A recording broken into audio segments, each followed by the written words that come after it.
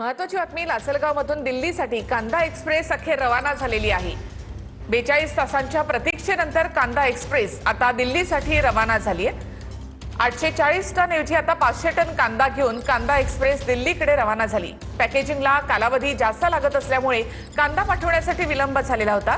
प्रहारच्या गणेश निंबाळकरांनी कांदा एक्सप्रेसला विरोध केला होता। लासलगावमधून दिल्लीसाठी कांदा एक्सप्रेस अखेर रवाना झाली आहे।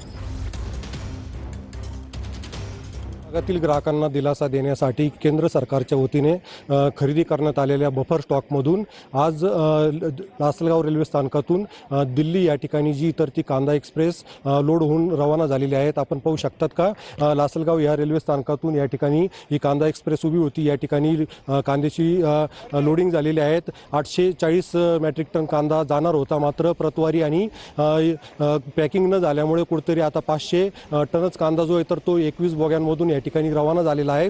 हा कांदा जो आहे तर तो पोहोचण्यासाठी साधारण 22 ते 24 तासांचा कालावधी लागणार आहे। उत्तर महाराष्ट्र प्रमुख गणेश निंबाळकर यांनी या कांदा एक्सप्रेसला जाण्यासाठी विरोध केलेला होता, कारण की हा सडलेला निकृष्ट कांदा जर हा दिल्लीमध्ये पोहोचला तर आमच्या कांद्याचे दर पडतील असा त्यांनी या ठिकाणी दावा केलेला होता। ही कांदा एक्सप्रेस जी तर ती आता इथून रवाना झाली आहेत आणि ही उद्याला त्या ठिकाणी पोहोचणार आहेत असं ही माहिती जी तर ती रेल्वेच्या वतीने देण्यात आली आहे। उमेश पारिक, TV9 मराठी, लासलगाव, नाशिक।